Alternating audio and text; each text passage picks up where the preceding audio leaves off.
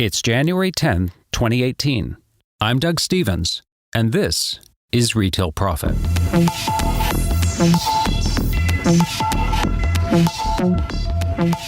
We've just crossed the threshold into 2018, and if it proves in any way similar to 2017, it will be another year of turmoil and disruption, but also one of monumental opportunity in the retail sector.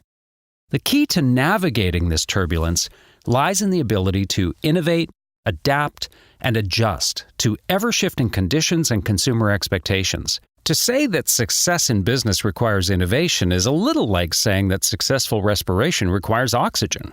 The question is how? Where does a CEO begin the reinvention process? How does an organization that's stuck in its ways become unstuck?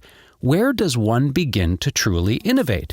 In my experience, a surprising obstacle to innovation are the very products we work so hard to sell.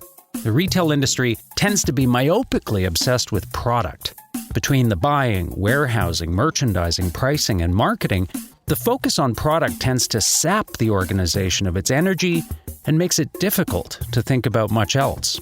True to their mercantile DNA, most retail executives have great difficulty extricating their brand from its core products. In essence, they believe that they are what they sell.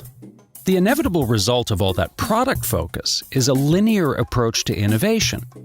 The very concept of change tends to be viewed as continuous, incremental, and largely bound to product development cycles. And this is problematic because it discourages the sort of big thinking that smart brands need so desperately to undertake.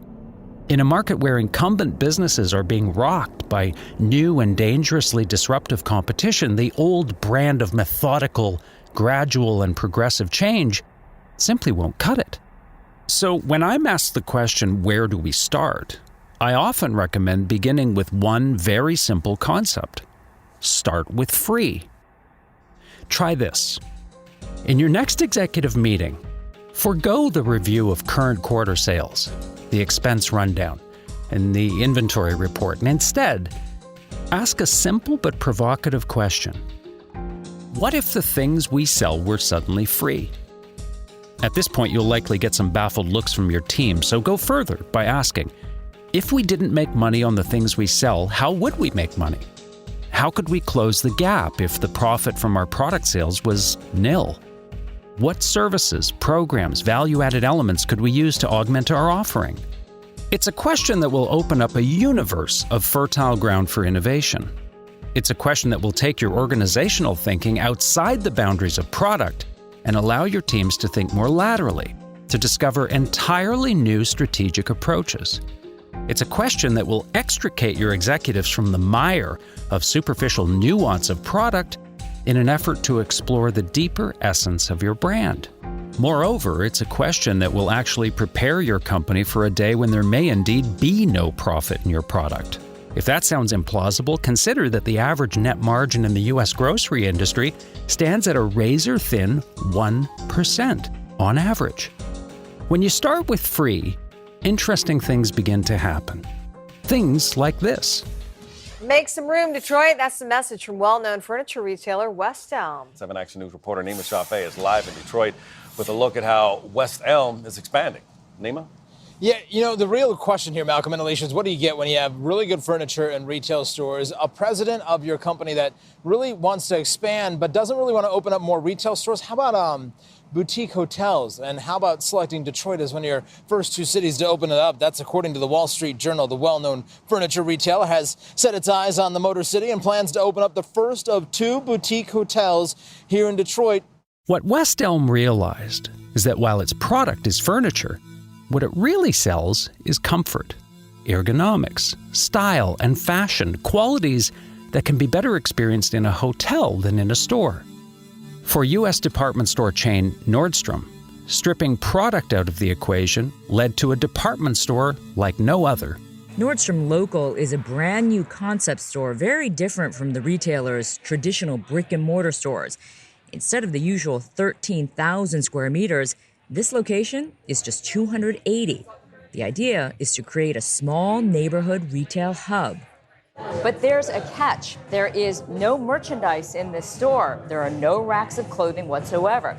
Nordstrom Local is all about linking the business of online retail with in-store personal stylists and custom tailors all under one roof.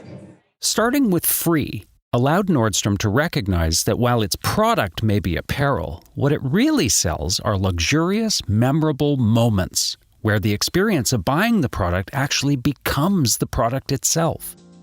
So what about your company? What would happen if you started with free? Could you move beyond loyalty programs and create a membership program? What sort of value would you have to deliver to convince customers to gladly pay an annual membership fee? Could you create events online and in-store that are so unique, so enjoyable, and so memorable that customers are willing to pay admission just to take part? Could you open new and exciting venues? Could you redefine what a store is and the means through which consumers interact with your brand? Could you form alliances with businesses that complement what you sell and by combining efforts bring entirely new kinds of offerings to your customers? Could you start a paid subscription program where you monitor and manage consumer demand, delivering exactly what's needed when it's needed? Starting with free releases the shackles of product, allowing the organizational imagination to be liberated. Whether you actually ever charge your customers for the concepts you develop or not, starting with free will accelerate organizational creativity, initiate bigger thinking, and instigate truly daring ideas, the kind that keep competitors up at night.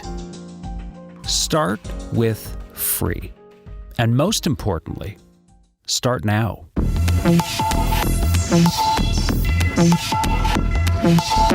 You've been listening to Retail Profit.